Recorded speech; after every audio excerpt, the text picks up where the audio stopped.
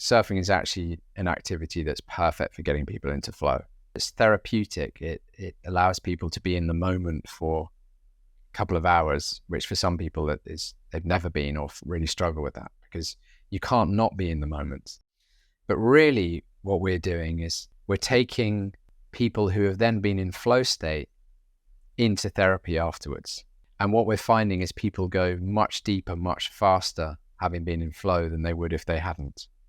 There's another type of trauma called developmental trauma, which is basically what didn't happen to you. The neglect, the abandonment, the inconsistency. And the question is, how do you take away something that's not there? And you can't.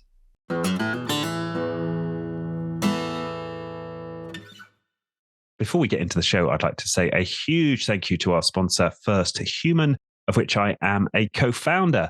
First Human is dedicated to extraordinary impact in the world through exceptional leadership. So if you're looking to elevate the leadership of your team or your organization, then do check us out.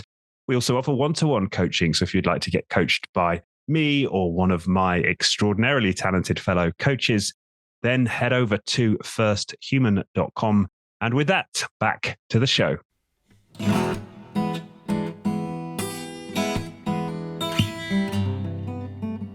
Welcome to another episode of Being Human. Delighted to say I'm here with Josh Dickson. He is an EMDR consultant and accredited drugs and alcohol counsellor, and the clinical director of Resurface, which uses surfing as a core component of its trauma recovery approach. So Josh, a huge welcome to the show. Thank you. It's great to be here. Pleasure. Fantastic to have you here. And yeah, like with all my guests, I really like to start at the beginning, get a good sense of where you come from, Josh, where you grew up, what your family situation was like, so those formative years. So initially, my parents were together for a couple of years. I grew up in Norfolk. And then that's my very earliest memories. And then my parents split up and I lived with my grandparents for a while in Yorkshire. And then moved to London when I was about between 6 and 7. And I see my dad at the weekends and I live with my mum. Got a half brother who's 4 years younger who grew up with me. And yeah, those are the sort of really early years. And then went to boarding school when I was about 10. And then, there's quite a few things in the mix there, but just curious, throw some more questions and I can... let's start with some of those events then. So how was that then? And what led to moving from Norfolk to Yorkshire and going to... my parents split up and I had to live with my grandparents for a while. So that was just what we had to do. And then my brother was born up in Yorkshire. They lived in Yorkshire. So that's why there. So I've got a little sort of base of friends from Norfolk when I was a kid. And then I got some friends from Yorkshire. And then when my mum moved to London, it was cool because I could see my dad much more. And, I've got kids now, so they're 3. I've got identical twin girls, and they're 3, and you become much more sort of sensitive to the importance of all those kind of things, and how excited. It makes me connect with how excited I used to be to see my dad and stuff when I was a kid. Because unfortunately, he died about 4 weeks ago. Oh. And so I've been thinking a lot about him and about what it was like when I was a kid and how much you sort of idolize your parents. And I see that in my kids, and it's all just part of the journey, but it's very powerful to reminisce on, actually. Yeah. And why? I came from a broken home, though. In just kind of text, but my parents split up, and that clearly must have had an impact, like it does. Yeah. And why couldn't you stay with one of them? Why was it you needed to go to your grandparents? I think my mum was doing her thing, and she was trying to establish a base, and she wanted to move to London. And my grandparents, they were relatively wealthy, and they provided a nanny, and they were a sort of a safety net, I guess, for my mum for a while, and that's Right. why. Yeah. Yeah. Um, And and then when she kind of got herself together enough to sort of move on, we moved to London, right. and I'm really pleased for that because I love London. So Yeah. I'm much more. I always think of myself as from London. Don't really think. I definitely don't think of myself from Yorkshire, but I definitely think of I've got a strong connection to Norfolk as well. Yeah. Yeah. And that's where, I'm close to Norfolk now, and all of my mum's side of the family. My mum was born in Norwich Hospital, and so Yeah, they're all I was from. born in Norwich. Yeah, for my sins, I support Norwich City. Interesting. Yeah. My But granddad was a commentator on the radio for the Norwich City games. sweet, Yeah. nice. So I came from like a my parents weren't together, and I've got half siblings, and it's all a bit, and I've got I've got 23 first cousins, so it's all, and we're not Catholic, so it's all a bit crazy. Wow. And Yeah, so, and the half sibling, was it your mum remarried then when she got to she didn't London? remarry, but um she had a kid with my brother's father, but Mm. he ran away after my brother didn't make a year. He was gone. It's a bit sad um for him. Yeah, so my mum, split up with my dad and then had a kid and another kid and split up with him, and it's all a bit much, I think, for her for a while. And how was it for you? Like, were you conscious that this was difficult, or was this just part of life as a kid? How were you relating to it? It's a really hard one, that one, because we put so much emphasis on all of this in therapy, and then when Yeah. I think about it in my own life, like I do remember just being really pleased to be able to see my dad. That was Right. um, and my dad said something very interesting before he died. He said, "Look, no matter how much you worry about not seeing your kids, if you ever split up with someone, and this is just in general, not just for me or anything." He said, "Don't worry too much because the kids will start to demand to see you."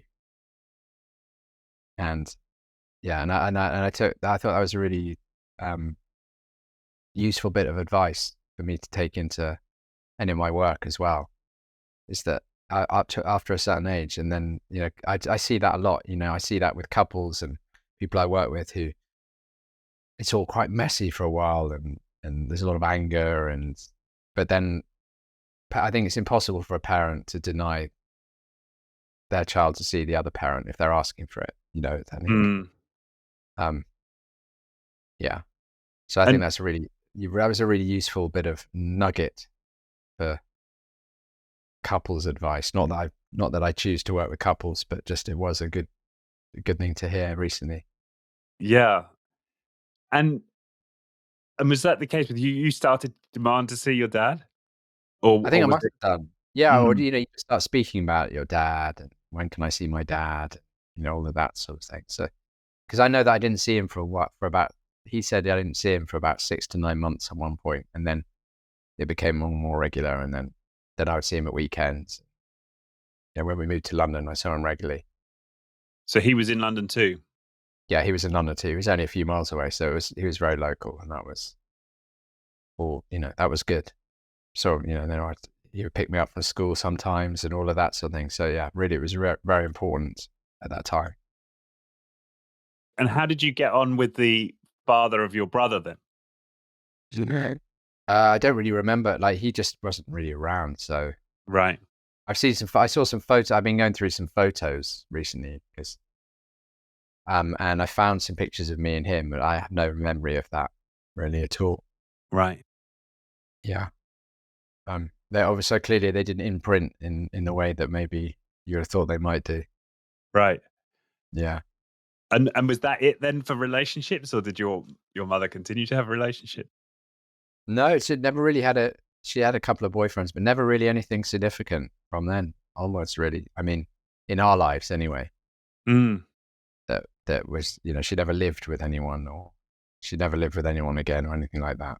Right. Yeah. And as you were growing up then in London, were there any ill effects of this family dynamic, like for you as a kid, or that you remember? I think my parents were. I mean, my mum and my dad sort of stayed in each other's orbit. I think, I guess you have to for when you've got kids for the whole of, as I said, my dad died recently, but my mum's very much been helping with organizing a memorial, and she's, there was a very long relationship they had. And I think they drove each other crazy, but they definitely had affection for each other and kept in touch all the time. And I don't remember them fighting. There were a couple of incidents I remember, but like, it wasn't particularly antagonistic.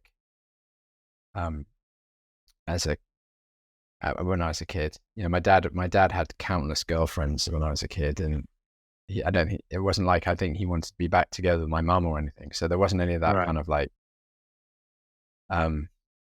awkwardness that can go along there. In general, it was okay when I think back on it, but with a few moments from time to time. So there's arguments over birthday parties and things like that. Right. Yeah. Right. And then what drew? So you, and then what did you do? Sort of when you finished school, what were your interests then? By the time it came, Yeah. So when I was finishing school, when I was at school, I was always like, I used to be an artist, and then I was put up for art scholarship, but I wasn't that into it. I wasn't that keen on it. Like I wasn't like, I was sort of semi-passionate about it, but not fully passionate about it. But then I started, like, when I was about 11 or 12, I started learning the drums, and I got really into that very quickly. And then I started learning the guitar, and then I very much got really into music. And when I left school, I started playing in bands, and then I played in bands all through university. And then when I left university, music was my main profession till I was about 32.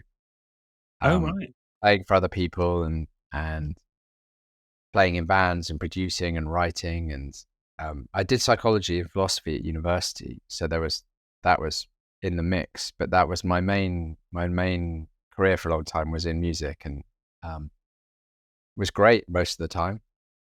It just, I got to that stage where just scraping by doesn't work anymore. It's fine in your early 20s. Yeah. But in your early 30s, it just gets a bit much. Right. Okay. Yeah. Yeah. I guess that's the thing with the music industry. A tiny proportion make huge fortunes, but for the vast majority, it was tough. I mean, we got signed and we made an album, and then it just all, we got to, like, I always liken it a bit to, like, you get into the Premiership team, but you never get to play for England, and you never get to do be a first team player. So you're so close, but not quite there. That was how I describe it. right. And it was a hell of a journey up and down, and it was great. I mean, so much of it was great. And what about, and obviously the indulgence and the lifestyle that came with it, was that something you got into or not? Yeah, big time. Yeah. Right. It's a big part. So, like, one of the reasons, so I've been clean and sober now for 15 years. And when everything imploded with the band that I was in my early 30s, that's when I sort of really had to sort of turn my life around and really sort of change everything. And that was, I mean, I'm so grateful that I had that sort of that slight background in psychology and philosophy, and that interest in that. And that really helped me start a whole brand new career at that stage. And it all started off a comment someone had said. I'd attended this mutual support group thing, and someone there who was a big professional in the field said, "You might be really good at this. Have a think about it." Wow. And that it just got in. I was still, like, doing music stuff for other people at that time, but it got in there, and I feel very grateful that I have, like, had that experience with music. And actually, something I didn't say, but I was a really keen skater for a while when I was, like, skateboarder when I was like, 9, 10, 11, 12, that sort of age. And so I implicitly had a really good understanding of flow states from a young age, and even a bit of that with art as well. And how powerful they can be as a sort of, not just an escape, but something to be really passionate about. And so that really, when I started learning about flow states as a psychologist, it was like, oh, I know exactly what they're talking about. I remember that feeling so well. And I know that feeling from playing in bands and from skateboarding and snowboarding and, those experiences. And that's been a huge part of what I'm doing now, is using flow states to deepen and enhance therapeutic healing. Right. So it was a really like important part of, finding flow was a really important part of my childhood. And maybe it was a really good escape from things, and just felt really good. So there's something very addictive about it as well. So it's kind of, I've just been facilitating a workshop about flow with a bunch of recovering addicts, and I'm always dangling that cherry of, here's a way of getting really high in a good way, as opposed to in like you can get high with positive effects, not negative effects, right. And it always captures their attention. Whereas if I'm talking to a bunch of like coaches, I start talking about all the productivity gains of being in flow. But when I'm with recovering addicts, I'm like, this is the best drug hit you're ever going to have. Take it or leave it, up to you. Right. And it always gets their attention. Yeah. Imagine. Um, and when you said you imploded, so was that with drugs and the alcohol? Like what? I'm interested in, sort of where you got to in terms of a rock. It's really hard. It's because I'm so drilled in the work that I do that like everyone always focuses on the drugs and the alcohol, and there's really a symptom of underlying things. But yeah, absolutely, like just drinking too much, using too much, being too much in that scene, and not liking how I felt and what I became. When people ask me now, like, why don't you drink? I would just simply say I don't like who I am when I drink. And that doesn't necessarily mean I'm being like horrible or anything. It's more just like I don't like being out of control. I don't like some of the things I say. I don't like the fact that there's a filter is removed. I don't like I just don't like what I am in that state. Obviously I did, but not anymore. Yeah. And so that's why, because people will say, oh, it's been so long, why don't you have a drink now? And it's like, I just don't want to. Whereas, go on. No, it's fine. Go on. Sorry. I was just, and was there a moment of clarity then? Was there a sort of pivot point where you were decided, okay, I want to? Well, I was in a relationship with someone who was having similar issues, and I just saw our relationship implode.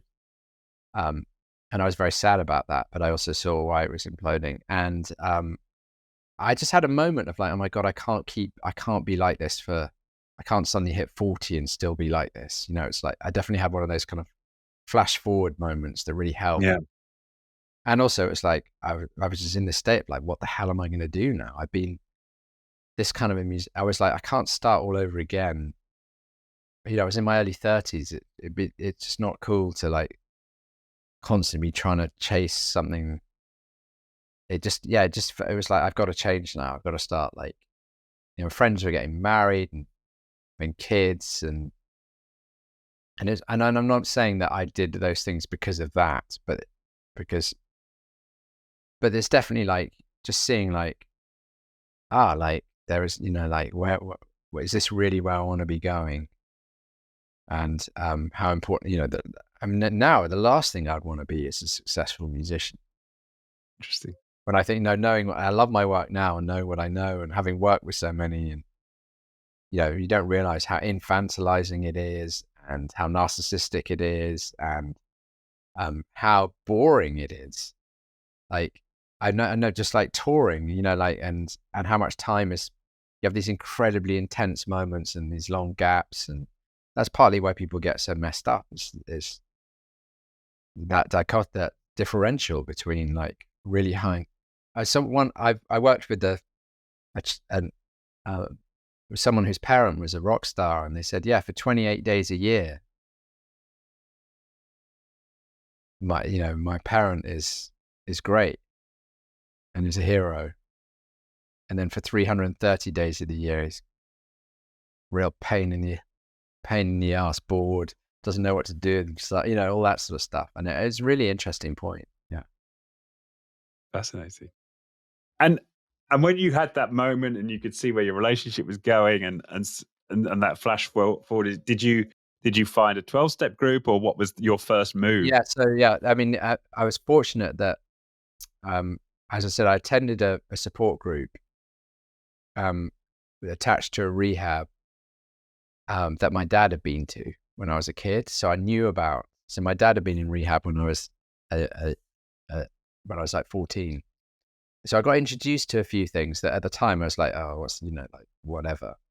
But it planted a few seeds, and so I knew that there was like help out there. I knew about 12-step meetings, and so I wasn't like, and I'd seen that it helped a few people, so I wasn't like antagonistic to it or anything. And so I was going to some of these support groups, and then they encourage us to go to 12-step meetings, and that really helped. That was the beginning of a recovery journey. And I was just talking with someone earlier about this. It's amazing how some people can be very antagonistic towards 12-step. And it's like, why are people so antagonistic against something that helps people and is free? I think that's why some people are antagonistic. Yeah. But I hadn't really realized there were people out there who are antagonistic, but yeah, I guess it's usually people who really have a problem, but they don't want to do it that way. Okay. Yeah, usually it's like someone who's. I was just laughing with some people in recovery earlier, like some people who are in early recovery, and I'd said, like, how many of you tried every which way but this to get well? And they all put their hands up. I said, like early recovery, I mean, you're going to 3 meetings a week, 3 hours a week. How much time is spent using and finding the money in it, it's nothing to get well compared to. Yeah. But some people just don't want to. I don't know what it is. They don't want to admit defeat, obviously there's a real wide context there. Some people have very issues with groups. Some people, struggle to share. There are many issues, but there's a lot of the antagonism is very irrational. Yeah. Yeah. Yeah. But yeah, so I found when I started like getting involved in like recovery programs and stuff, I actually found I really liked it. I liked the camaraderie. I like the people, because that's the other thing is a lot of you think, oh God, what are the people going to be like there? And then you get there and they're just like me. Yeah. People who have elements in themselves that are a bit extreme, and plenty of normalcy as well. And I bumped into old friends in there and all sorts of things. It's like, I think some people have this idea that mutual support groups are all these old people holding hands in a circle going, oh, we mustn't drink. Or, it's nothing like that at all. But I think there's, some people see it that way and can't let it go that way. Yeah, because I also started in 12-step groups, and I remember being shocked at how clean everybody was, and how well dressed they were, and how good their skin was.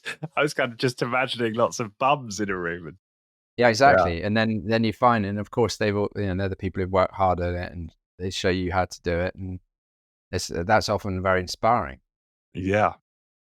But it's, and as you say, very, very normal. Well, not that was the interesting thing. It wasn't normal. They looked healthier than the average, right? It was abnormal in that sense. Yeah, and then when they told their stories, like it wasn't normal at all. But there are senses of normalcy there as well. Right. Yeah. No, I think it's great. I think it's like, when I first like got involved in this scene, I thought, everyone should be clean and everyone should do this and everyone should do that. And now I'm like, if you don't want to do it, fine. But like, I just see so many people have so much success and do well. I'm really in favor of it massively. I think they're brilliant for people, and available to everyone. So, yeah. Yeah. So if anyone listening is curious about that or worried about it, like, they always say, like, take what you like and leave the rest. It's totally up to you. No one has to do anything. Yeah. Yeah, that's right. Yeah. I know that some people, well, I just think of a few people who've rejected it and they haven't liked the idea that it's a disease. I know that's something. And that's something that Well, after a addiction is while, a disease. Yeah. yeah, addiction is a disease. After a while, I also got to that point, but I'd had so much benefit from years of being in there that I was prepared to sort of accept it, at least for a while. But yeah, I did get to the point where I was like, I can't see this as an incurable disease anymore. Um, Yeah. But yeah, that's, that's yeah. another story. But yeah, to begin with, I was just willing to take it all. Yeah. So so I, having had this life in the music industry, and then I started training as a addictions counselor, and I knew very early on that, like, there's so many addictions counselors and counselors in general, and I just was like, there's I think it's important to specialize as well. So I focused on trauma. So I trained as a EMDR therapist, which is an amazing therapy, evidence-based therapy for primarily for treating post-traumatic stress disorder, but also now I've discovered to be very effective with OCD, anxiety, depression, and various other conditions. And I've really, like, embraced that and became a bit of a sort of trauma expert in my time as a therapist, and seen amazing results and really enjoyed that work. And it was from that Resurface was born, which is what I'm doing primarily now, which is using surfing as part of a whole sort of program to facilitate healing from trauma and also building up people's resilience, flow, and self-esteem. And that's Right. been, like, really, really fun. Right. And well, so that's what I'm dying to get into is how does going surfing heal you from trauma? Yeah. So there's two ways I'd answer that. One is it doesn't. Yeah. Right. And in another way, it really helps you do much better therapy. So what I'll say is surfing is not therapy, but it's therapeutic. So, Right. The programs that we do could do surfing, it could use horseback riding, it could do climbing, it could be skiing. It's anything that actually gets you into a flow state and a strong flow state. And surfing is actually an activity that's perfect for getting people into flow. And so there's that element of it. And there's also, so it's, as I said, it's therapeutic. It allows people to be in the moment for a couple of hours, which for some people they've never been or really struggle with that, because you can't not be in the moment. I term it forced mindfulness. This activity forces you to be in the present. And then when you're in the present, you're thinking about the waves and what you're doing, and you're totally engaged in the activity. You cannot think about your tax bill. You cannot think about your girlfriend. You can't think about the review that's coming up at work. You can't think about, and we can go on forever with that. But it allows you to have that moment of just being distracted from maybe anxieties and worries, and allowed to be fully present and be engaged in something difficult, and often that makes it feel so good when you get it right. So there's that element where I say it's very therapeutic.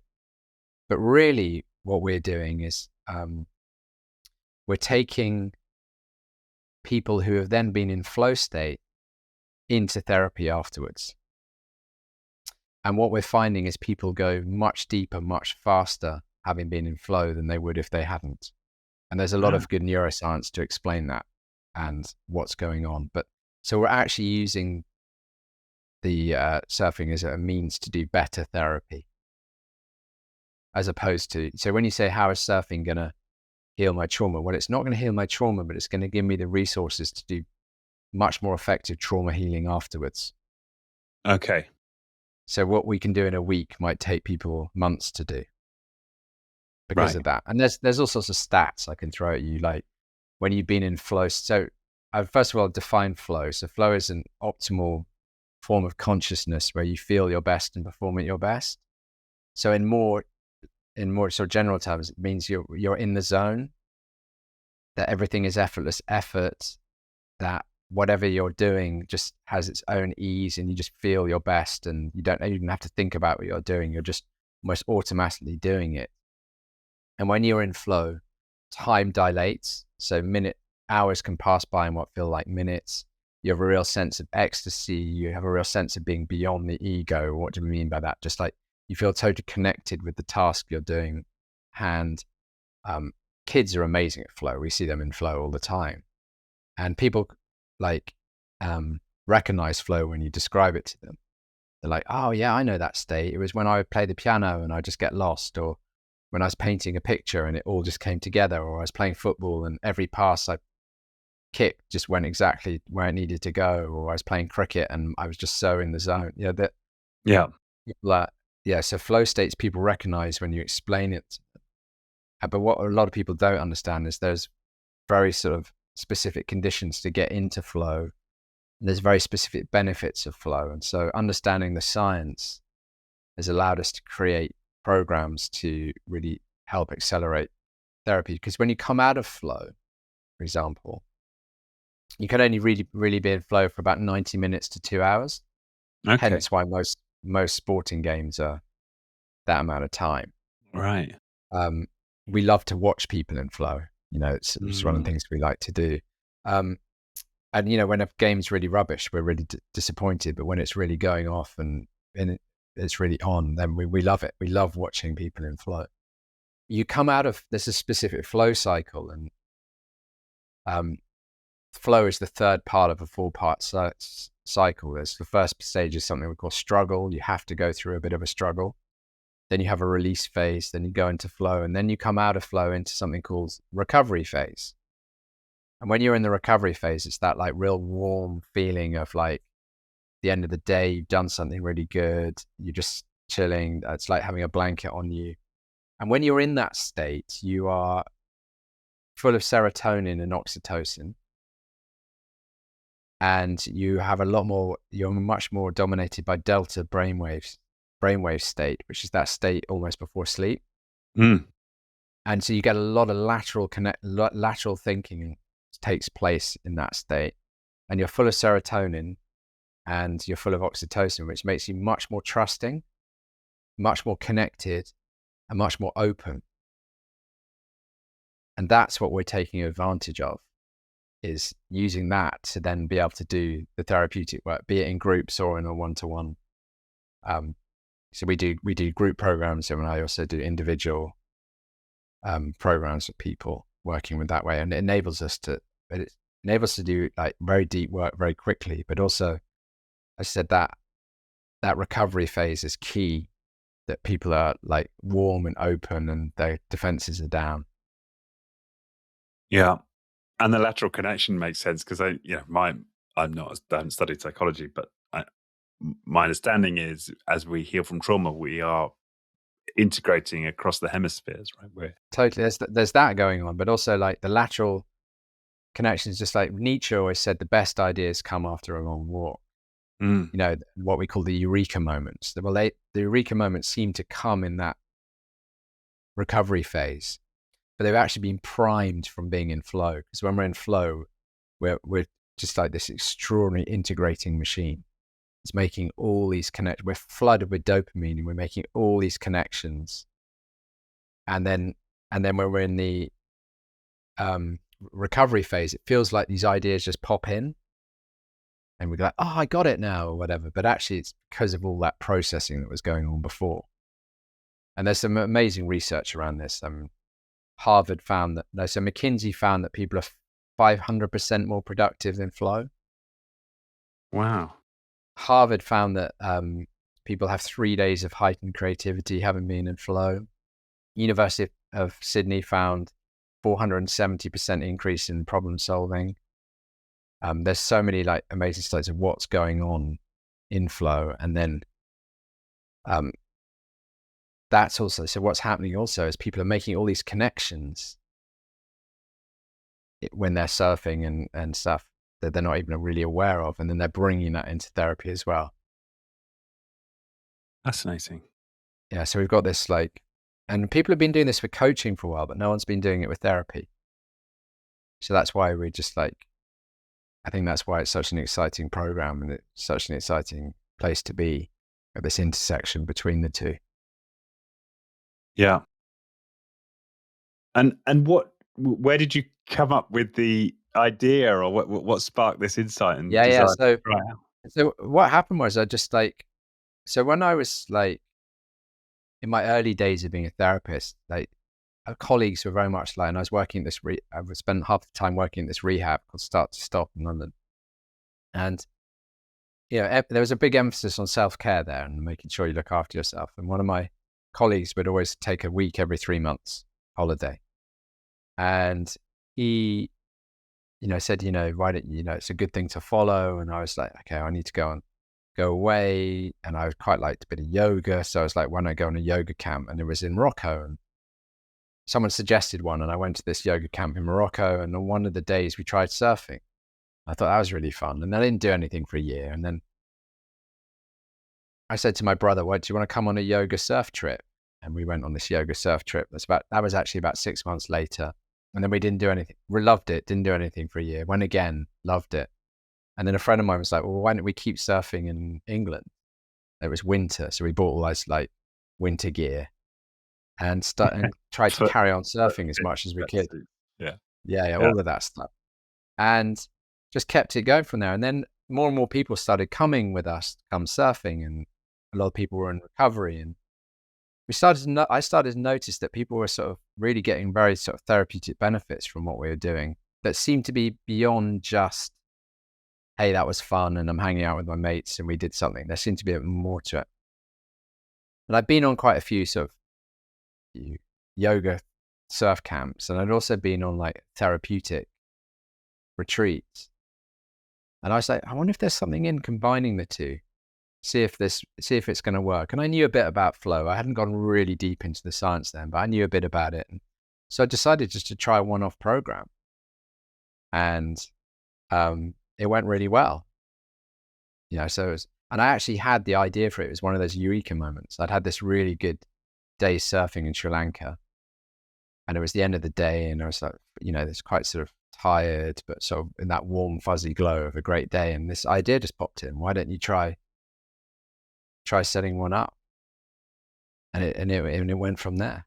And we just found that we got really great results. So we duplicated it.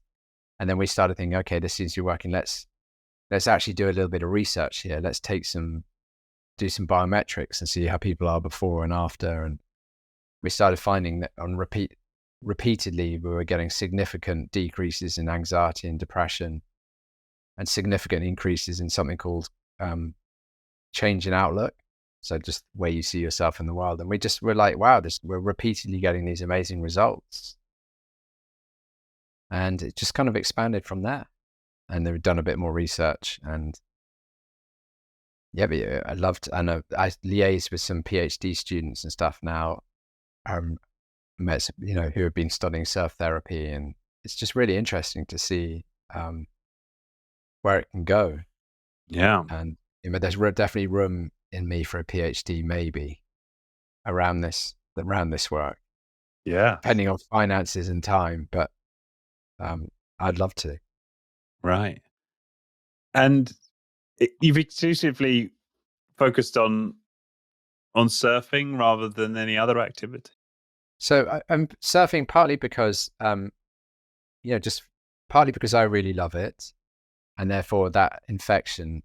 Two, because it is one of the best activities to get people into flow. And there's a couple of other reasons that make surfing a bit more special. So one of the things that you need to get into flow is you need what we call high arousal or high focus. And that has to come either from a sense of danger or from a sense of a continue evolving environment. And every wave is different. So you always have that alert that you have to always focus on that. And also it's the only sort of board sport or sport like that where you're moving on something moving. Right. So that's a very unique feeling. Like when you're skiing and stuff, which is awesome. You're not moving on something moving, and the slope's the same, and the same on the skateboard ramp and everything.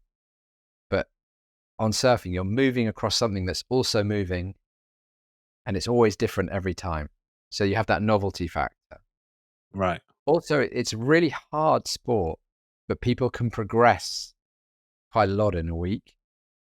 So people get a real sense of achievement from starting something that seems like completely overwhelming and impossible to, oh my God, I'm standing up by the end of the week. How cool is that? So it's really good for that sense of self-esteem. So that really helps.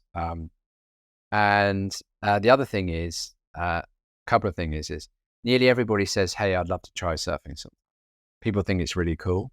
That it's just one of those things I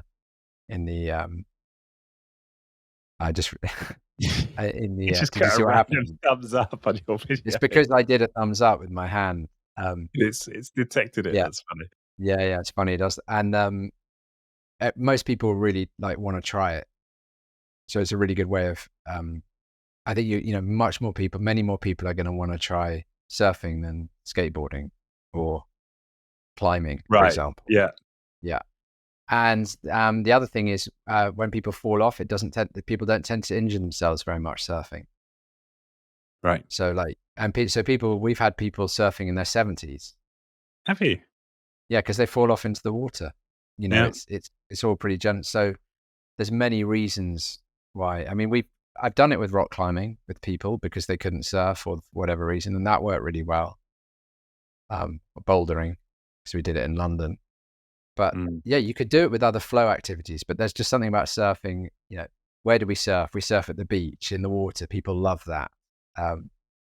It gives you the excuse to go to exotic locations, and something I love about surfing is I've surfed in the Arctic Circle and I've surfed in Hawaii. I've got this whole range of places. You can go to all these amazing places and see incredible landscapes and then be in the water. It's amazing. I presumably you get more takers for the Hawaii trips in the Arctic Circle. Yeah, so the Arctic Circle, it was summer in Norway, up in the north. But so I've done that, and it's incredibly beautiful there. Hawaii is a problem for Europeans because it's so hard to get to. But I happened to do a job there, and so I got to go there last December. Fantastic. But it's so I hopefully you got to. I've explained why we're using surfing and why and what that does. But it's very much part of a program. I have to say, there's a lot of people doing surf therapy programs, and they're doing great work. But what they're doing is they're basically taking people surfing in a structured environment. And that, as I said, there's something very therapeutic about that. But you're not going to, that will only take you so far. And that's great. People are, really like, if we said to someone, just go running and they haven't exercised for years, that will be incredibly therapeutic. It'll be a brilliant thing. And as we know, like exercise is possibly the best intervention against depression, particularly just reducing the symptoms. But running isn't going to necessarily get in there and change your core beliefs that need reframing and all of that sort of stuff that you need to do in therapy. But it's a brilliant stepping stone to getting there.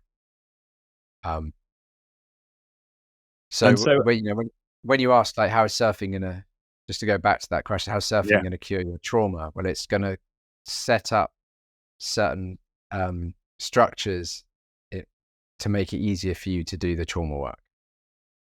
Right. Yeah, as well as generally boosting self-esteem, and a big part of it, to tell you the truth, is allowing people to have fun again. I think in adulthood, a lot of people lose that touch, and it really helps people to sort of have play again in their lives as well. Yeah, I can imagine. And so I'm sort of imagining people sort of coming in wrapped in their towels and sitting down and getting down to some therapy once they get off the beach. I mean, is that basically what happens? Yeah, so we always leave the beach and come back and we've had the shower and whatever, and then we go. That's when we do the big group. If it's like a group retreat, that's where we do our big group therapy work. And that what we do a lot of experiential group therapy, which allows people to. We're always looking for people to find what we call something called a corrective experience. So, really, really simply, I like to see and look at trauma as there being basically two types of trauma. There's PTSD that gets all the attention, post-traumatic stress disorder. And that's a set of symptoms that arises as the result of an event or a set of events that happen to you. And, the explosion, the car crash, the abuse, whatever, or set of those things. And that requires a certain therapeutic approach. I call it like a certain kind of surgery to remove those symptoms. But there's another type of basic trauma called we call developmental trauma, which is basically what didn't happen to you: the neglect, the abandonment, the inconsistency, and the question is, how do you take away something that's not there? And you can't, so you have to put things in, and that's what we mean by the corrective experience, and that's why group work is so powerful for repairing those kind of attachment wounds, the deficits, the things that aren't there. And then we have PTSD. To cure the PTSD, we have surgery of taking away certain things. And often you need to work on both. So the group program, the group work that we do afterwards is all about putting things in. It's not about tearing things out for people. And that's one of the main reasons why mutual support groups work so well. Is people are developing a sense of community and belonging and getting a lot of their needs met that they didn't have growing up. Simply on really simple grounds, just like being listened to for the first time, or being allowed to speak without being judged, or that we could list a whole load of things, or just being heard, or being cared for. That those are corrective experiences that repair deficits that weren't there growing up. And so we have a real focus on our group programs. We have a real focus on repairing those deficits. And then in one-to-one therapy, that's where one-to-one therapy is where I do a lot of what I call the surgical work of working with the PTSD and certain symptoms and helping to repair that. And they kind of brilliantly work together. And in those one-to-ones, are you using EMDR? EMDR is my modality of choice for working with PTSD, and anxiety. Because I just find it's the quickest and most effective. But I'll use mindfulness techniques and CBT and other techniques as well to help with that. For people who haven't heard of EMDR, what is that? Yeah, so EMDR is it's an integrative, which means it combines many parts, but it's a specific psychotherapy that's primarily used to repair and help people get over their post-traumatic stress disorder symptoms, or what most people call just trauma. And it's a specific psychotherapy that works on basically when you get traumatized, you become traumatized as opposed to having just a bad event. When your brain gets overloaded and certain systems don't switch on and don't operate properly. So like if someone walks in the room now with an axe and I get highly agitated, my prefrontal cortex here will actually really diminish in functioning, and my limbic system in the middle of my brain, my fight, flight, freeze, will switch on and take over. And then when the event is over, I find out that it's not someone with an axe, it's a friend playing a prank or something. My prefrontal cortex, when I feel a bit safer, switches back on and I start to process what's happened. Now, sometimes that processing of what happened can break down, and therefore memories can get stuck in your limbic system where they're technically kept in what we call episodic form. So they feel like they're still happening now. They've never been fully processed or date stamped.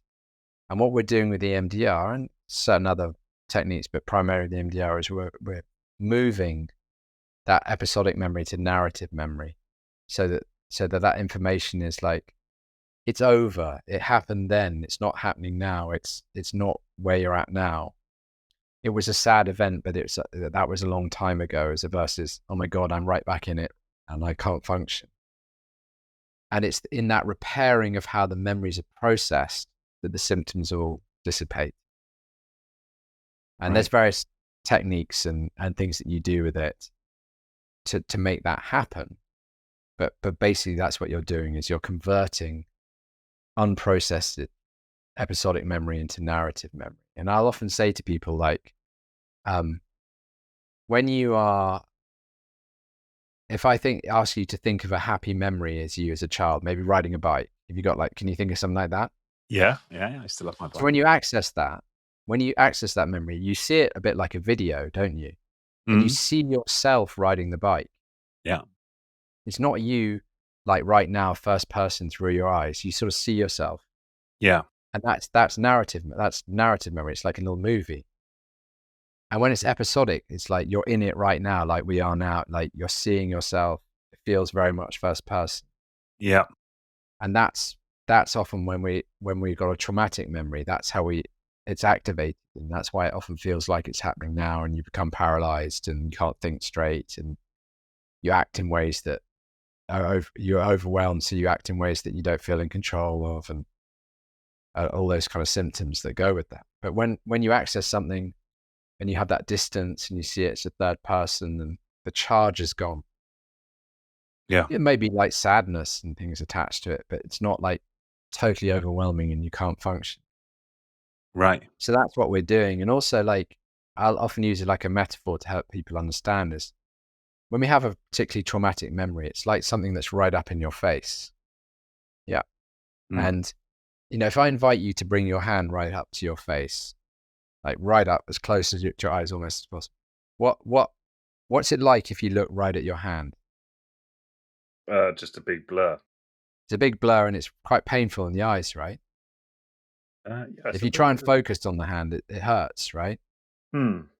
Yeah. So if I said to you, you can't move your hand, what options do you have to get by in life? If this thing is just blocking everything. Well, yeah. I mean, supposed to start walking like a crab.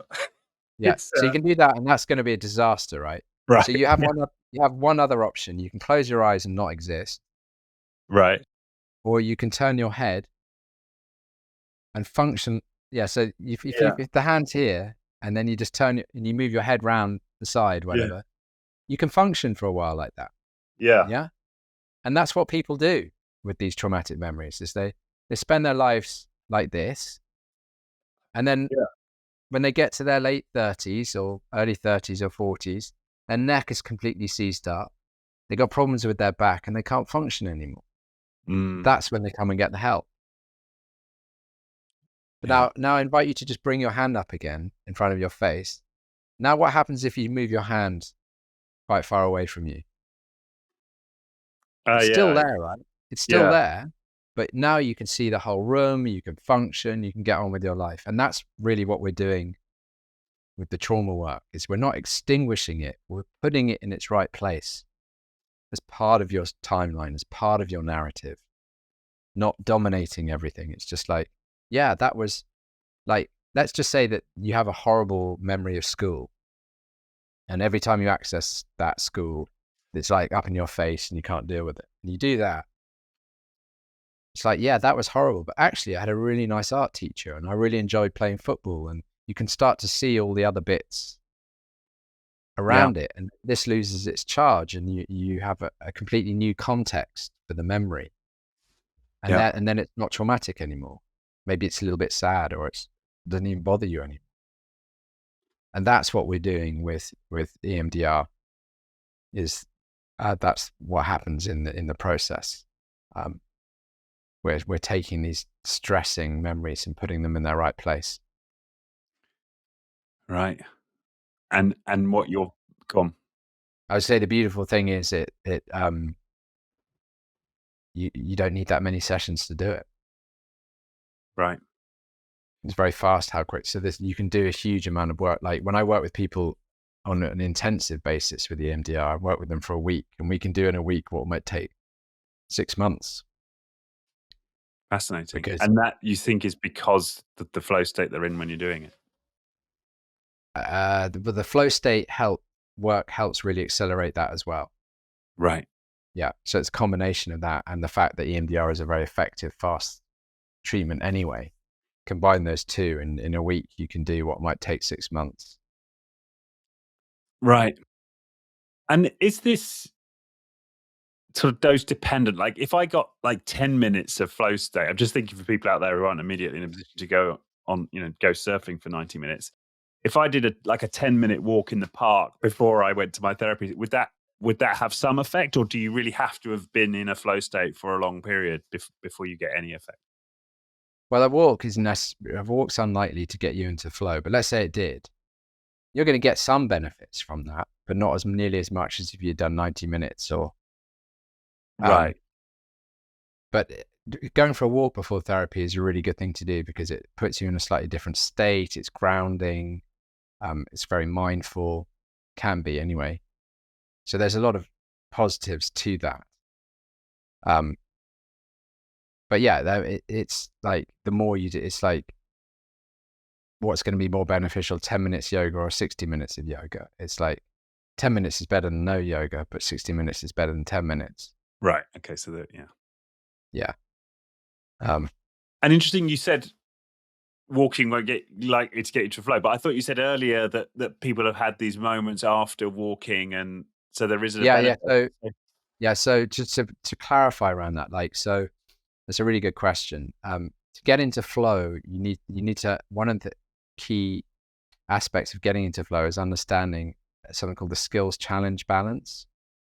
So for me to let's just say playing football, for me to get into flow playing football, I have to play with people who are the same level as me or a tiny bit better.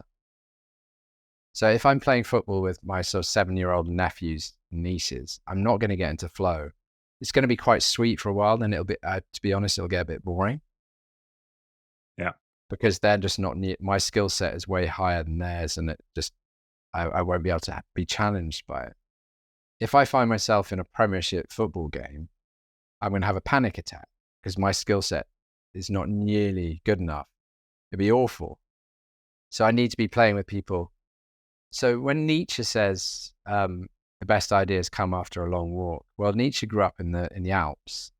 So a long walk in the Alps is probably something quite challenging and mountainous and really engaging. Whereas a gentle walk across Hyde Park is very different to walking in the mountains. So yeah, it's a really good question and a good point to pick up there. That to get into flow, you need that sense of urgency to focus the mind. That's interesting, isn't it? Because but I have seen studies that do suggest that just simple walking in the park, being in nature, does provide benefits in terms of concentration and creativity and heart pressure. And there's a ton of research done in Japan I don't know if you're familiar with that. So I'm just interested into so do we get some benefit just from the exercise, even if there's no flow? And then does it step up if we get flow? That's where my head's going. Yeah. So think of it more like there's huge physical benefits from walking. Yeah. But but not necessarily getting you into that form of consciousness known as flow. Yeah. So it's a certain state that you get into where, Stephen Kotler makes because danger and excitement are an important part of flow. So Stephen Kotler talks about if you take a bike up to the top of a hill and cycle down, it might be really fun, but you might not get into flow. Put a bunch of trees either side of you when you go down that same hill, and you'll probably get into a flow state because of the sense of danger and the need to concentrate. So so there's a huge amount of benefit from being outdoors. Seeing horizons is really important. The grounding effect of walking is as I said, it's very mindful. It's very good for for diet, not diet, but it's, going for a walk after you eat. It's very good for inflammation and all those amazing benefits. But you're not necessarily going to get into flow doing that. Flow is a very specific state that we go into. Yeah, and I've got a penny dropping here. When I play my guitar, I'm like a novice guitar player. But what I notice is, even if I'm trying to do a simple tune, I really have to focus, to get the chord change and the note and keep in time, and especially if I'm trying to sing at the same time. And there's in effect there's a whole lot of danger going on, right? I could one tiny micro movement of my finger in the wrong direction, and I've messed up. Yeah. So that, and absolutely. So, and what's really interesting about flow is that it feels the same regardless of the activity. So the flow state playing the guitar feels the same as the flow state when you're surfing, and it feels as when you're dancing, and because it's the same neuromodulators released, it's the same brainwave functions, it's the same state. And interestingly enough, do you have any idea what the number one flow state activity is in the world? No. No, it's actually good conversation. What we're doing right now, Josh. Hey, when exactly, but when you're speaking with someone and you're like, oh my God, look at the time, I've got to go, I can't believe. Yeah. You would have been in flow with that person, that sense of dilation. And you'll always notice that when you have those really great, intense conversations with people, you've been really engaged. And so the person you've been talking with is definitely like on your level, or maybe a little bit higher, and you're trying to reach up to it. So if I have a general understanding of physics and I start talking to Einstein about something, I'll probably be totally overwhelmed and definitely not in flow. So that that skills challenge balance is always at play. But when you meet someone who's really interesting to you and you want to learn, and you have to up your game, and you have to like think of interesting things to say to keep the momentum going, so you'll often find yourself dropping into flow. Fascinating. I wonder to what extent people are in flow in 12-step meetings, because I can certainly remember plenty of 12-step meetings where I was like, oh wow, that was an hour. That felt like 10 minutes. Yeah, you can be totally engaged in someone sharing. Yeah. I was talking about this with someone earlier, like you can be, and with clients as well, like I can be like, oh my God, look at the time, we've got to wrap up now. Yeah. I'm totally in it. And there have been other times when I've looked at the clock and oh my God, we've only done 5 minutes. Right. There's very much different levels of engagement with people. Yeah, like when something's going really well, and when it's like dragging. Yeah. Yeah. But this is fascinating to me, isn't it? Just not something because a lot of people right now are talking about obviously plant medicine, and do we do LSD with therapy and MDMA, and there's a whole bunch of studies who are looking at these potential benefits. But I hear less of people talking about flow state at plus. Well, so my mission is to revolutionize behavioral health with flow science. I'm not against any of this, psilocybin assisted, MDMA assisted, ketamine assisted psychotherapy. But what a lot of people are missing the point here is that these interventions are particularly for people who are what we call treatment resistant. So you're using that, and the treatments are meant to be one-off treatments to help people open up to then be able to do the psychotherapeutic work anyway. I think a lot of people think that you're just going to like have a little mini trip and be fixed. It doesn't work like that. What it works like is that you do the mini trip or the dose helps open you up, and then the therapist can get in there and start doing the therapy with you. And I think there can be a lot of benefit to that for certain people, but it would be people who have addictive tendencies or issues with addiction have to be very wary for obvious reasons. I mean, I work with someone who stopped working with me, and they went and got the ketamine assisted therapy, and then complained that the dose wasn't strong enough. They just wanted a free hit. And then I've had people, who are a little susceptible to wigging out on those kind of drugs. So you have to be quite careful. But I think for some people, it's probably an excellent way in. But again, a lot of people are looking for a quick fix, and you always have to do the work. So why not do the work in a certain state that enhances productivity? So that's why I'm arguing to do it. It's a bit like the pill. Okay, well, you're going to use the flow state to then get into the work, as opposed to using the psilocybin or whatever it is. But there's much less danger there as well. Yeah. And well, arguably, a little bit more sustainable in terms of a lifestyle on an ongoing basis, right? You've got to sort of fly off to Mexico every couple of weeks to, find the plant. Do an ayahuasca retreat. Yeah. I mean, I did have somebody on the podcast recently who'd done 30 ayahuasca retreats. Well, people become there's a name for them. I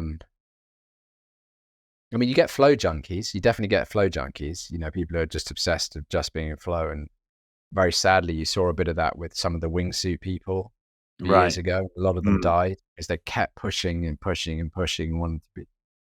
And I know someone called Dr. Brent Hogarth who wrote a very good paper around the dark side of flow. If you get stuck into just chasing that state. But yeah, ayahuasca, the ayahuasca thing is interesting because I've known so many people who've gone and done that. And they're like, oh my God, I'm so enlightened, and all this stuff happens and it all makes sense to me. And then 2 weeks later, they're like, what was it that happened? And then they want to go and do it again. And, they're chasing, it's DMT, isn't it? So they're chasing that trip. And again, for some people, I think maybe it does really open people up. And then there are other people who have to be very wary of psychedelics in general. Yeah, I mean, I think this one individual has benefited massively, and then, but he was talking about it as being very much part of a process, and then if you spend extended periods like in nature after the ceremony where he's integrating everything, so he didn't appear to be using it as like a hit. It was definitely part of a process. I'm glad to use that word integrate. That needs to be the integration piece with all of these things. So on our programs, we have the group is part of that integrating process. And then we do a lot of NSDR as well at the end of the day, non-sleep deep rest, which is a way of really helping people integrate. It kind of mimics deep sleep, which is where we consolidate memory. So it helps people integrate all the things they've learned in the day. And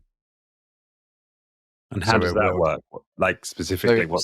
So non-sleep deep rest comes from, and Dr. Andrew Huberman coined the term, but it comes from basically yoga nidra, which is a way of getting people into a very deep delta brainwave state.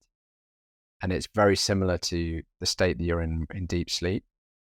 And when you're in deep sleep or in these non-sleep deep rest, but super relaxed states, that's when you do a lot of body repair and a lot of memory consolidation. And so it really slows the mind down to so instead of having sort of 60 thoughts a minute, you're having 4. It really slows the whole system down and it gets you into that very delta brainwave state. So again, helping a lot of these lateral connections to be made. And it's just really I mean, some people call it heroin yoga because you just feel so blissed out afterwards. Yeah, I've done a few yoga nidra sessions. It very much is like that. Yeah. So we're using that to really consolidate everything that everyone's done in the day. Right. I also get it from this sort of straightforward meditation. I can sometimes drop into that. But general meditation, you tend to go into more of an alpha brainwave state, which is a little bit more of a slightly more alert state. It's definitely not like right now we'll be both primarily in a beta state, which is very awake, engaged, very logical, so rational state. Alpha is where you tend to go into a meditation, which is slightly dreamier. You're still awake, but it's like you're in a very much an alpha state when you get up in the morning, made your cup of tea. You're definitely awake, but you're not like now. Yeah. And meditation tends to drop you into a lot of alpha. It's fascinating, all that brainwave stuff. Yes. And I suppose what I'm really getting a picture of here, and this is perhaps where therapy in general is going, but it sounds very much to me like you're on the cutting edge of this, is it isn't just about, the talking about the events or the body work or, whatever your particular modality is. It's everything around it. That it seems Yeah. like that's what we're talking about here. It's a much more broader perspective on the process of dealing with trauma. Yeah, definitely. I mean, you have, and anything that you're trying to work through, because we're not, they're very much cognitive beings, but we are cognitive beings in a body, and the body, and all our emotions come from our cognition, but they're experienced in the body, and we're a totally integrative being of mind and body. And I like what Aristotle said, that our consciousness is an aspect of our body. It's not like it's a separate thing. So this Cartesian dualism that's dominated for a long time, particularly with Christianity, and also just in philosophy since Descartes, of like the body and the mind, and almost like these two separate things. And actually, like the Botox research was absolutely fascinating. I don't know if you heard about this, but people who have a lot of Botox often look like they can't express themselves. And if you can't express and smile and things, you can't empathize. So actually, if you can't do the physical motions of smiling and empathy and everything, you can't actually do it. It's not like you can do it in your head, but your body isn't expressing it. You can't actually do it. We have to be moving and using our bodies all the time with our psychological processes. And so therefore, like, as you say, having a much more holistic approach to getting well is like, I know people who've done brilliantly because they saw their therapist, they did saunas, they did their cold water plunge, and they went running. All of those things come together to create a much more sort of adaptive, positive place from where they were before, as opposed to just going to see their therapist once a week. Yeah. Yeah. And a good therapist should be encouraging people to have saunas, go to cold water plunges, go running, all of that stuff as well. So, you're right that it's going in that way, and the good therapists have been encouraging that for a while. Yeah. Particularly with trauma, the issue is talk therapy can be very damaging because it can just leave people stuck with this thing up against their face all the time. That's why we often need other approaches to help manage that. Yeah.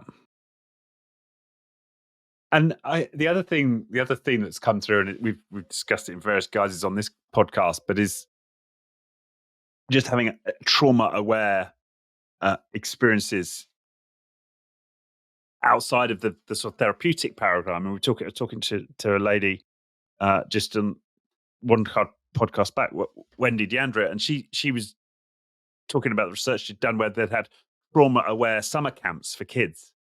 Yeah. Where they'd play soccer, and before they'd start the soccer game, people would be asked to do some sort of embodiment practice. What are you feeling? Where are you feeling it in the body? Or maybe if they got frustrated because they missed a goal while they were playing, like, how does that make you feel? Like bringing it right into day-to-day experiences. I just wondered if you had a perspective on that, which feels like almost the next logical extension of this is. Well, if we could teach kids to introspect and intercept from an early age, we would have a much healthier world, because so interoception is the ability to notice what's going on inside your body, and introspection is what's going on inside your mind. And teaching kids that would be incredible, because so many kids don't know. I mean, so many adults don't know what's going on in their bodies. They don't know the nature of their thinking. They don't know the connection between the two. So I think it's fantastic. We can teach kids from an early age as possible. I mean, there's certain little exercises you can do with kids for introspection. Like if I say to you, Mary had a little, you know what the next thing is, isn't it? Yeah. But how did you know that?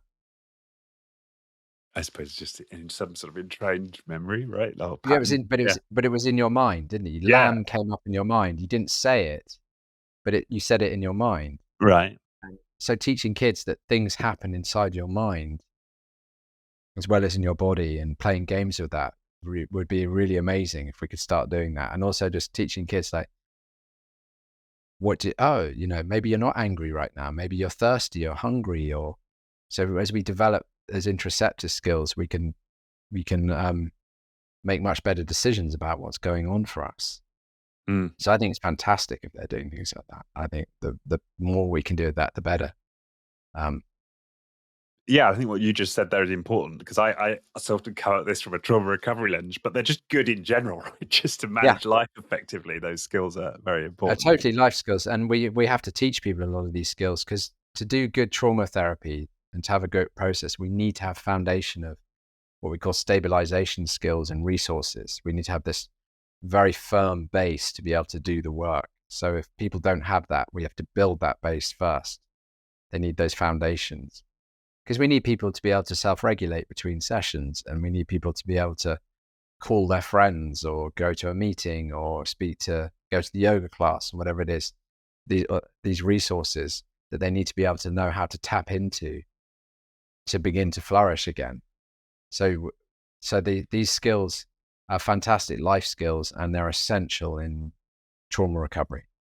Learning that base, having that base. There's actually a third pillar of that base, which is what we call positive affect tolerance, the ability to tolerate positive emotion. Because a lot of people, when they've been traumatized, that's been cut off from them, and it can be quite alien to them when they start feeling good again. Yeah. So teaching people that as well. So if we can start teaching kids this stuff from a really early age, we're onto a winner. Yeah.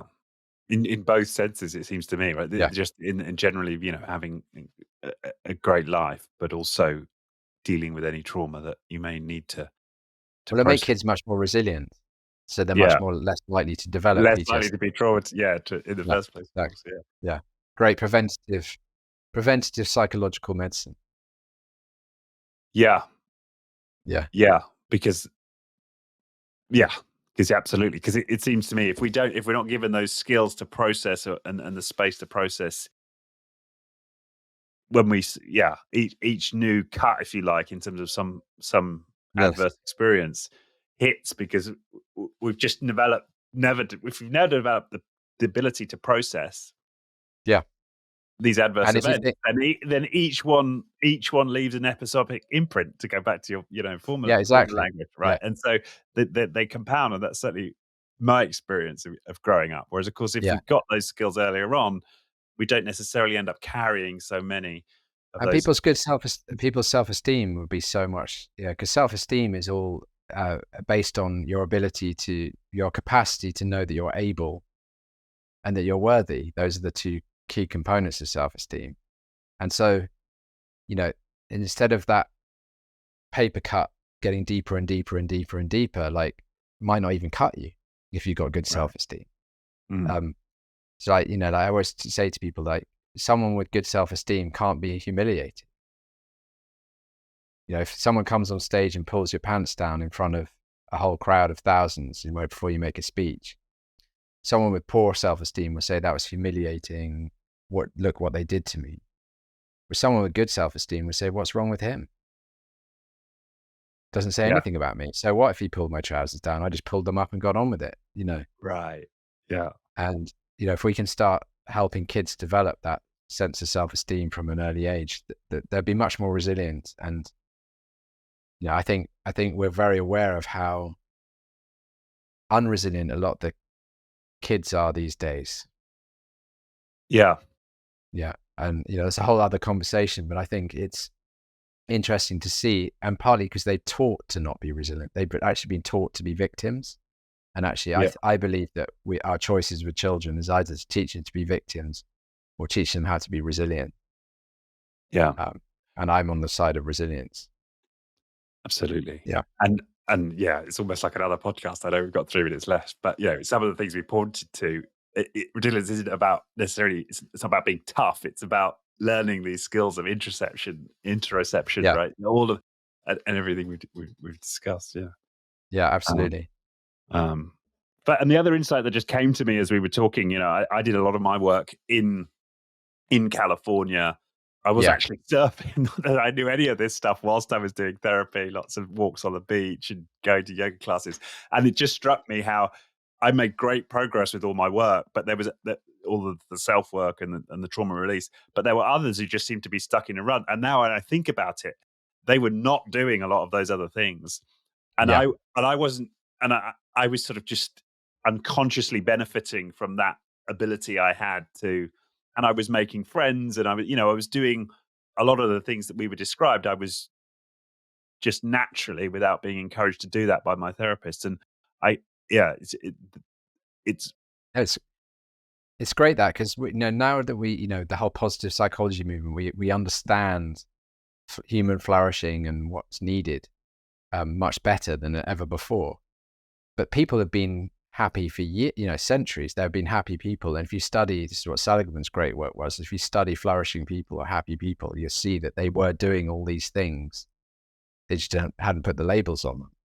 Yeah. And I think that's if you get really engaged with activities, you start to make friends and communities, and then you feel less alone, and then you're developing virtuous cycles all the time. And that's really hopefully what we're doing with all of this work, is encouraging our clients to develop more and more virtuous cycles, so that over time they just gather a momentum that keeps them going, and then we can step away because they're off and having a great time.